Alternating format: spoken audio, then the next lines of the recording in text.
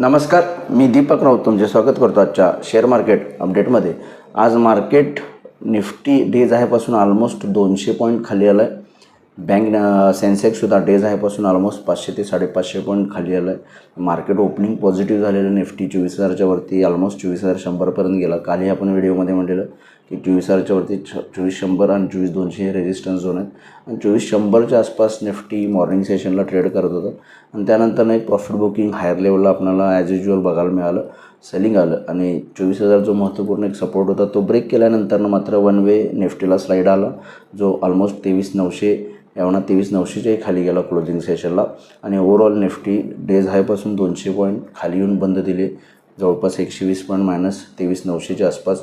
सेन्सेक्ससुद्धा जवळपास 600 point days हायपासून खाली आलं आहे आणि 76,000च्या आसपास बंद आहे, जवळपास 500 पॉईंट खाली। बँक निफ्टी जवळपास 200 पॉईंट खाली आहे, 200-250 पॉईंट पॉझिटिव्हवरून 200 पॉईंट बिलो, म्हणजे जवळपास बँक निफ्टीमध्ये सुद्धा 400 ते 450 पॉईंटचा फॉल बघायला मिळाला आणि याचं रिझन होतं थोडंसं प्रॉफिट बुकिंग हायर लेवलला 23,800 ब्रेकआउट दिल्यानंतरनं आज monthly expiry plus weekly expiry होती, तेव्हा बऱ्यापैकी प्रॉफिट बुकिंग आलं आहे। त्यासोबत थोडंसं US आणि इराणच्या टेन्शनमध्ये परत थोडंसं ट्रम्प यांच्याकडून ॲज युजल नेहमीप्रमाणे वक्तव्य येतात की अजून आम्ही सॅटिस्फाईड नाही, न्यूक्लिअर वेपन सरेंडरच करायला पाहिजे। बऱ्यापैकी टर्म्स ॲग्रीमेंट ॲग्री झालेत, पण तरीही ट्रम्प यांचं थोडंसं परत वरखाली द्विधा स्थिती असते, त्यामुळे मार्केटवर त्याचा ग्लोबली इम्पॅक्ट पडला।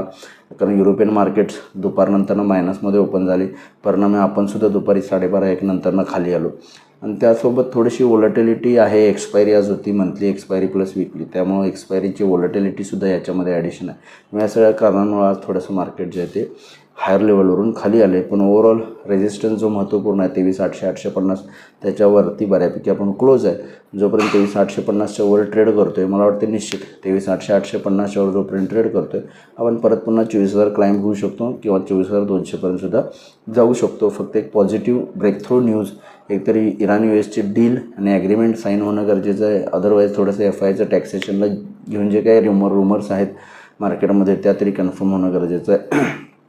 तर मला वाटतं मार्केटला थोडंसं अपसाईडला ब्रेकआउट येऊ शकतो। तर या रिझन्समुळं आपण आहे टेक्निकली उद्यासाठी ट्रेड करायचं असेल तर 24,000च्या वर गेलो तर परत पुन्हा 24,100 ते 24,200पर्यंत निफ्टी जाऊ शकते।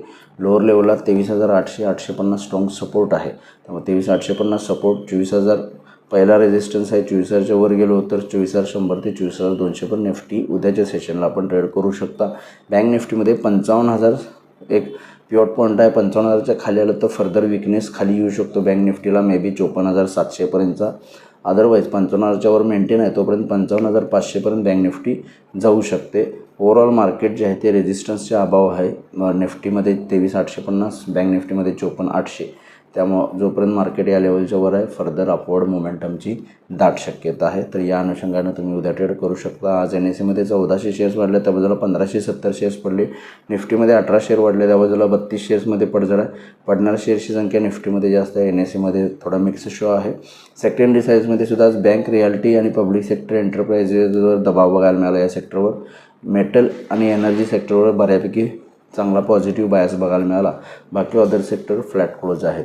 ग्लोबल मार्केटचा आढावा घ्यायचा असेल तर युरोपियन मार्केट्स 0.5% मायनस आहेत, डाऊ फ्युचर्स जे आहेत ते 160 पॉईंट मायनस आहे, त्यामुळे ओव्हरऑल US आणि युरोपियन मार्केट्स मायनस आहेत। US इराण डील थोडीशी अजूनही साशंकतेच्या शक्यतेमध्ये आहे, त्यामुळे जर US मार्केट चांगले पॉझिटिव्हमध्ये क्लोज झाले किंवा पॉझिटिव्ह न्यूज आली US इराणला घेऊन तर मला वाटतं आपण पॉझिटिव्ह स्टार्ट घेऊ शकतो, पण निफ्टीनं 24,000च्या वरती सस्टेन होणं गरजेचं आहे, तर फर्दर अपवर्ड मोमेंटम 24,100 ते 200पर्यंतची बघायला मिळू शकते। तर बघूया उद्या मार्केट कशा पद्धतीनं बिहेव होते।